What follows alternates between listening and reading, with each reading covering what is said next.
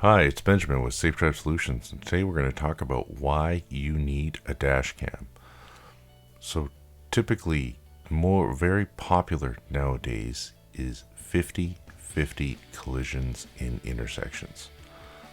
So, a lot of times you're driving around, you get into an accident, and now you're allowing the police, you're allowing the insurance company to decide who is at fault. You don't know who's at fault. Most times, you believe you were 100% right and it wasn't your fault at all. It may end up being your fault. It may not have been. But how can you prove without a doubt that it wasn't your fault? And this is where a dash camera comes in. So recently my friend was just in an accident in his Honda CR-V.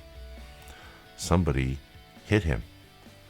He looked at the dash cam video footage, and the dash cam video footage actually didn't catch the collision. What I mean by that, didn't have video of the car hitting him. It did have the sound of his car being hit.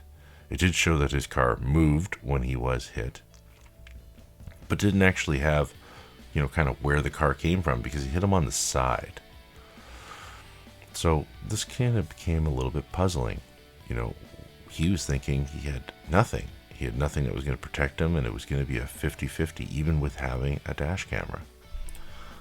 Upon re-looking at the video again with the police officer said, no, you're 100% in the right. She's saying that you ran a red light.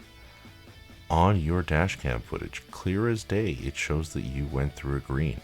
You were 100% in the right, which means I can press charges against the lady who hit you. He was instantly relieved. Oh man, it's awesome. It didn't get the accident, but it still got proof that I was going through the green light, that I wasn't driving recklessly. And in that term, now I'm 0% at fault.